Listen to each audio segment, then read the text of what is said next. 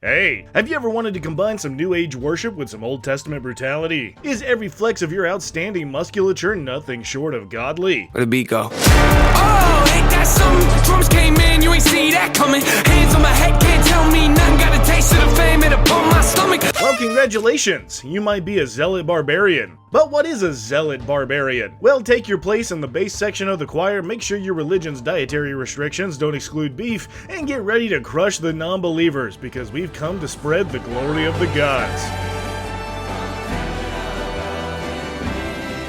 Sometimes things just go together. Peanut butter and jelly, cookies and milk, religion and angry lunatics. I may have lost a few of you on that one. But it makes sense if you think about it. If you want a religion filled to the brim with righteous fury, no one brings the fury quite like a barbarian, and the righteous quite like... Well, yeah. So that's a wrap, huh? Just take the rage monkey, slap some robes on him, let him pretend he read the holy book, and point him in the direction of the nearest blasphemer. Simple, right? No. You see, what may appear at first to be a paladin reskin with less armor, a copy of Religion for Dummies, and an anger management problem, turns out to be so unstoppable that even death can't quell your righteous rampage. In short, whenever you're in a mood for slaying, everything in your path better start praying. But first, are you constantly amazed by the power and beauty of the wilds? Do you need some assistance navigating your next adventure into an incredibly colorful but also extremely dangerous forest? Well, Hit Point Press's Field Guide to Floral Dragons has you covered. This 200-page 5e supplement is full of fantastical flora and documents the emergence of these beautiful yet terrifying dragons. While you're exploring, read all about the dragons you may encounter, like the majestic azalea or the mighty rhododendron. Just be careful to avoid the sting of the territorial vampire lily. All the art for this book has been gorgeously illustrated by Ken Wald and includes 26 floral dragons as well as details about their biology, habitats, relationships, and more, as well as field notes from floral dragon researchers that brings this book to life. To get your copy of the Field Guide to Floral Dragons, make sure to hit my link and sign up for their Kickstarter today. You won't be disappointed. Backers will get all kinds of rewards with the deluxe package, getting you this beautiful copy of the book, which is just shelf-worthy, isn't it? As well as PDFs, dice sets, minis, and much, much, much more. So, make your world just a little more beautiful with the Field Guide to Floral Dragons today. But remember, tell them Yemba sent you. A huge thanks to Hit Point Press and the Field Guide to Floral Dragons for sponsoring the show. And now, back to the video. So you want to be so devoted you can guarantee bad guys are about to get smoted. Wait. Well, whatever. We're a barbarian, and fancy words aren't our strong suit anyway. Instead, we specialize in that complex combat art of running directly into the fray, no matter the danger. Luckily, we get access to half-all slashing, piercing, and bludgeoning damage when not wearing heavy armor, giving you advantage on strength checks and saves, and adding extra damage to melee attacks while going ballistic. And while your god may be fine losing pieces of their blood and body, you aren't quite able to take that much punishment. So to compensate, we get unarmored defense to make your AC equal to your dex and con mods when fighting in your birthday suit, because if you came into this world sun and cheeks, you might as well meet your maker the same way. At second level, we get Danger Sense to give yourself advantage on dex saves against traps and spells you can see, so you can dodge the damage on a nasty fireball or stay far, far away from Miss Bertha better than use cream corn casserole at the church's potluck. And we also can attack recklessly with Reckless Attack to give ourselves advantage on attacks as long as we can handle all enemies having advantage to hit us. But we don't need to worry ourselves with that. Our god knows exactly when they're gonna call us home, and it'll take more than some non-believers to take us down. But at third level, we become much more than your average acolyte. Something inside us has changed. We've shaken off our pagan ways, accepted the light of our chosen deity, and become a true zealot. Maybe it was the red-hot passion you showed during raging, or all that speaking in tongues and dancing with snakes, but something has impressed some god enough that they lend you a hefty helping of divine fury. Now every time you enter a rage, the first attack on each turn is jam-packed full of the good stuff, and deals an extra d6 plus half your barbarian level of necrotic or radiant damage. With this new boost in strength, our goal in every fight is to charge down anybody looking at you sideways, all while screaming, "Don't fuck with me! I have the power of God and anime on my side!" But the gods are fickle in who they choose to support and who they choose to cast down, so interestingly, your god will probably be the one closest in ideals to the thing you wanted to do all along. Religion is funny that way. So whether you want to take down the temples of a rival theology or somehow have a beef with an entire pantheon, there will probably be a god out there willing to back you up.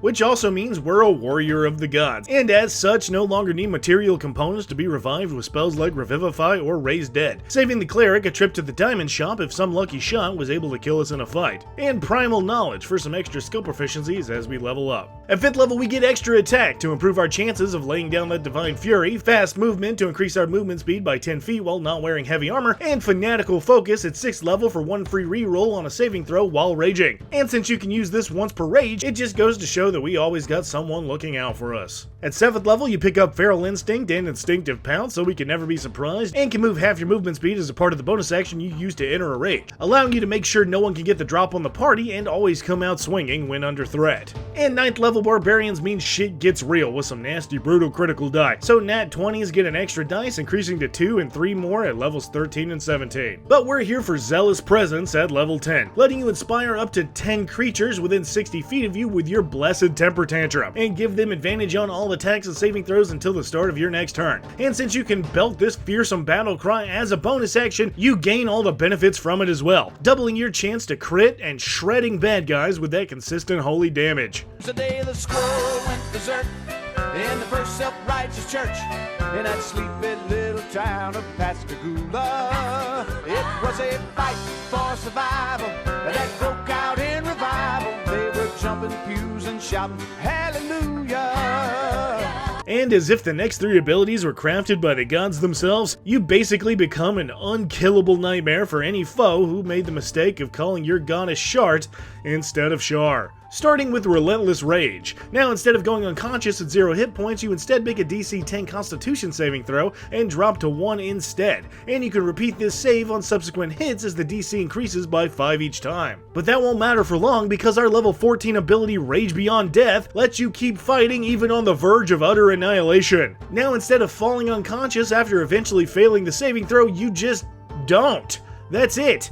You still take death saves as normal, and you can even die while in this state, but you don't actually go down until your rage ends. If after that you've lost all your death saves, you will actually die, but if your party is there to back you up and sends a healing word before you fall out of rage, you can shake off death like it didn't even happen. Which brings me to our final ability in that trio, making it even easier to maintain that persistent rage, so that you only drop out if you choose to or fall unconscious. But since we can't actually fall unconscious while raging, we're pretty much invincible, at least for a minute. And just let those nerds sit there and count stupid shit like hit points or death saves. Why would any of that matter to us when there's enemies to sunder and new converts to inspire? But closing us out, we get Indomitable Might at 18th level, so the lowest we can roll on a strength check is equal to our strength score. And Primal Champion at 20th level to permanently increase your strength and constitution modifiers by 4 each to a max of 24 for the most praiseworthy pectorals, godly glutes, and divine deltoids you can imagine. But is the Zealot Barbarian worthy of the gods?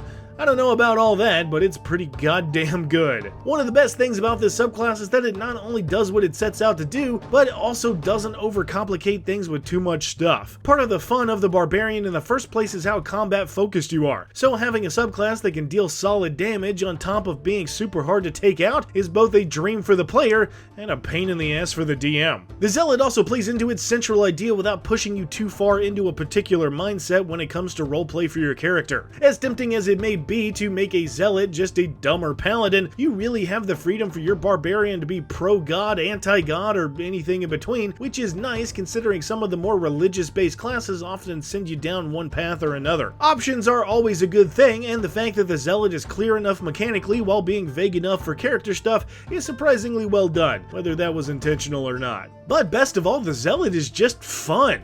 Extra damage is always good, and the fact that you can add straight numbers instead of rolling pairs insanely well with feats like Great Weapon Master, letting you go absolutely apeshit on damage output. But even without any of that, the Zealot makes one of the best tanks in the game, period, as you basically chuck hit points out the window after level 14. So if you make it that far, see if you can take on a Tarask or something. You've literally got the power of the gods. Nothing will go wrong, I promise. So if your Barbarian is literally too angry to die, you've ever been told to stop getting into bar fights while on a mission trip, and you're pretty sure you'll get around to reading that holy text as soon as you learn how to read? Guess what? You might be a Zealot Barbarian. Hey guys, If you made it this far, you're incredible, and I can't thank you enough for watching. If you like what I do and want me to cover your favorite subclass, make sure to shout them out in the comments and do the like and subscribe YouTube things. Or like these wonderful people on screen, please consider supporting this channel on Patreon. For just $1, you can get a shout out like these guys, with higher tiers getting you ad-free videos and games DM'd by me. So go check that out when you can. Also, the Discord server is poppin', so if you want to yell at me, join games, or just hang out with some cool people, come see us over there. But sincerely, thank you again for watching, and I'll see you very soon.